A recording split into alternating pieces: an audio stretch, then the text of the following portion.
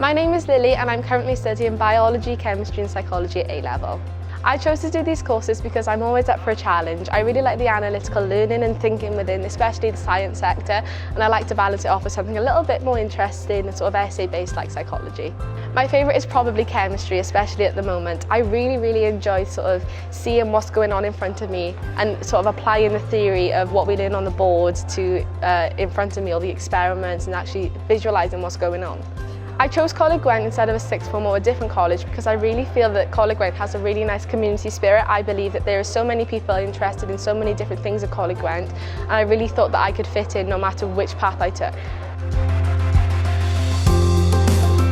The best thing about studying at Coleg Gwent so far is all the support and sort of the tutors. They really help you through all of your studies, and not just that, the community spirit. I believe that you will always find your people.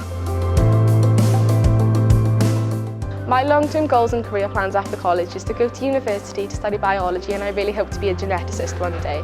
I would recommend Coleg Gwent to other students because no matter what you do, no matter where you end up, where you find yourself, you'll always find people to support you and friends that will be with you no matter what.